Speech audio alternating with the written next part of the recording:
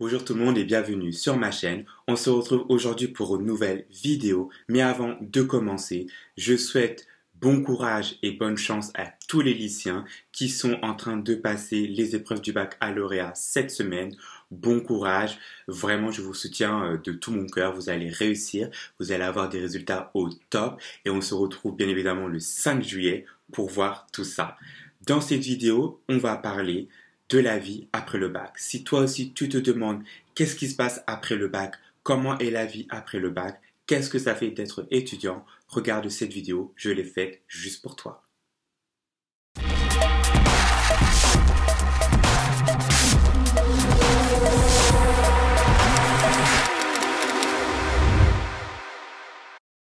Dix conseils sur la vie après le bac. Le premier, c'est de faire ce que tu aimes. Toi seul sais ce que tu aimes.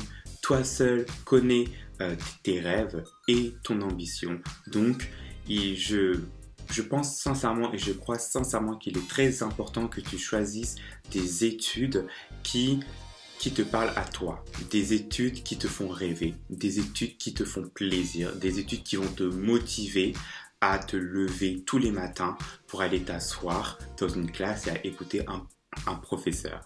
Je sais que ça sonne un peu négatif, mais il faut prendre ça aussi en compte. Donc fais quelque chose que tu aimes, quelque chose qui te passionne. Et le deuxième conseil, c'est de ne pas te laisser influencer par l'opinion des autres. Ignore les opinions négatives, tu vas en avoir beaucoup, surtout si le choix que tu as fait ne correspond pas aux ambitions, aux rêves de ton entourage, notamment de tes parents.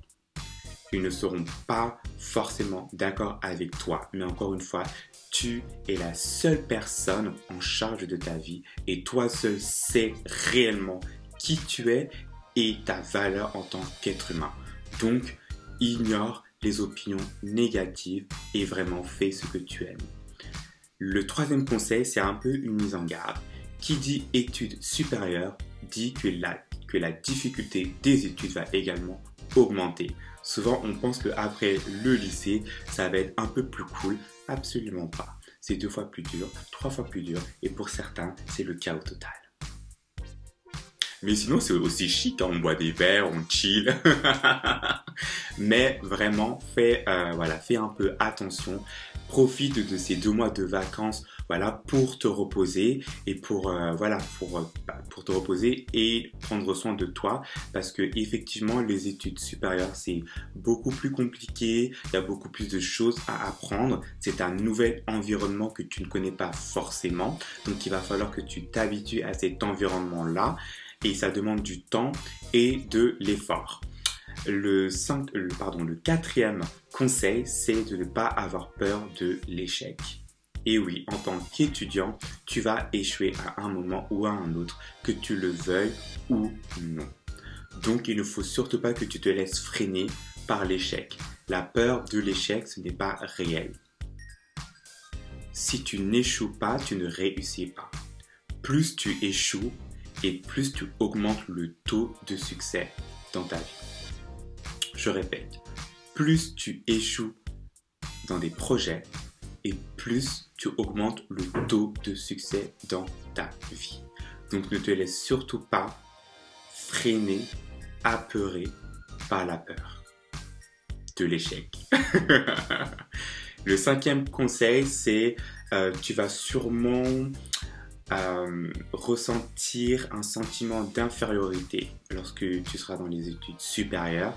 Par exemple, moi qui suis qui viens de banlieue, c'est vrai que quand je suis arrivé à l'UT, j'ai été directement confronté à une petite culture que je ne connaissais pas, une culture un peu bourgeoise, et donc forcément il y a un peu ce sentiment d'infériorité, de ne pas se sentir, de pas avoir les moyens pour justement se comparer à ce type de personnes-là, mais également parce que si par exemple tu as de mauvaises notes, si par exemple tu n'as pas assez de bonnes notes, tu auras tendance à te comparer à ceux qui en ont des meilleures. Et en fait tout ça, ça peut créer de la frustration et un certain sentiment d'infériorité. Donc Voilà, ne te laisse pas décourager par ça, ça va sûrement t'arriver, mais si ça arrive, sache que tu es un être humain déjà, que tu as de la valeur, que tu es important et que quoi qu'il arrive, que tu aies des bonnes ou de mauvaises notes, tu vas quand même aller de l'avant et réussir. Le 6e conseil, c'est de suivre ta curiosité. Sois curieux, profite de ton statut d'étudiant, profite de ton temps en tant qu'étudiant pour te cultiver, pour découvrir de nouvelles activités, pour aller au musée, aller plus souvent au cinéma, faire des expositions, prendre des cours de danse, faire plus de sport. Profite du statut d'étudiant pour profiter des discounts, comment on dit, enfin, des promotions étudiantes, voilà, pour tout simplement découvrir la vie. C'est très important. Et en fait, le fait de faire l'expérience de nouvelles choses, ça va également t'ouvrir l'esprit. Ça va également te faire grandir intellectuellement et je dirais aussi un peu spirituellement. Mais c'est pas le sujet de la vidéo. Le 7e conseil, c'est tu vas sûrement devoir un job étudiant. Donc il est très important que tu connaisses tes droits. Tu dois connaître tes droits en tant qu'étudiant, en tant que salarié également. Parce que quand on a un job étudiant, je pense que c'est le meilleur moyen pour se faire arnaquer, pour se faire abuser par les employeurs. Donc, avant de signer un contrat, si jamais c'est ton premier emploi, demande à ton entourage ce qu'ils en pensent. Lis le contrat de A à Z et si tu ne comprends pas des termes dans ce contrat-là, pose des questions. Avoir un job étudiant, c'est hyper bien parce que ça va te former à l'expérience de la vie et ça va également te permettre de savoir comment est le monde du travail. Mais la première chose à faire, c'est de connaître tes droits en tant que salarié. Le 8e conseil, ça reste en lien avec le précédent, c'est de choisir un emploi ou un stage qui te correspond. Un stage qui correspond à ta personnalité, à tes valeurs et à tes compétences. Ne te laisse surtout pas attirer par les offres d'emploi et par les stages qui ont un titre flatteur. Assistant marketing, directeur marketing adjoint, manager, blablabla. Bla, bla, bla. C'est pas parce que dans un titre d'emploi il y a le mot manager que le job est chic. Le job n'est absolument pas chic. Donc, renseigne-toi sur le poste, lis les missions, observe les compétences nécessaires pour réaliser ces missions-là. Observe-toi, prends des notes. Est-ce que tu as les compétences pour effectuer ces missions-là? Il est très important de prendre un emploi ou même un stage en fonction des missions et non pas en fonction du titre. Et je parle parce que j'en ai fait l'expérience et ça a été très amer. Le 9e conseil, c'est apprends l'anglais. S'il te plaît, apprends l'anglais. C'est très important. You have to know English. You have to speak English. English is everywhere. When you travel, when you're working. I mean, do you want to go to America? Non, mais sincèrement, dans le monde professionnel, on parle de plus en plus anglais. Quasiment toutes les expressions, même dans les études supérieures, sont en anglais. Donc, il est très, très, très important que tu améliores ton niveau d'anglais. Ça va te servir professionnellement, mais aussi dans ta vie personnelle si tu commences à voyager. Le 10e conseil, c'est pas vraiment un conseil, c'est plus un big up.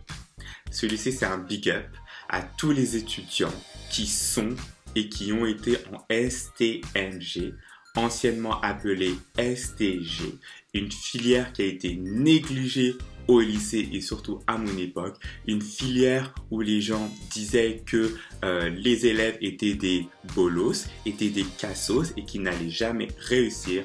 À tous ces étudiants-là qui sont actuellement en STMG/STG, je vous dis chapeau, je vous dis bravo, je vous soutiens et je vais vous dire une chose, STMG, c'est l'une des meilleures filières au lycée parce que vous allez apprendre des choses concrètes, des choses qui vont vous servir dans la vie et des choses qui vont vous servir dans les études supérieures. Vous allez sûrement voir du marketing, du droit, de la communication, de la gestion, toutes ces matières-là que vous allez utiliser après le bac jusqu'à votre master. Donc, vous avez fait le bon choix. Et si vous êtes arrivé par hasard en STMG parce que vos profs ont pensé que comme vous aviez de mauvaises notes, ils ne voulaient pas vous exclure, mais ils vous ont mis dans une classe de bolos, eh bien, félicitations parce que c'est l'une des meilleures filières. Et je sais parce que j'ai fait STG et aujourd'hui, je m'en sors très bien.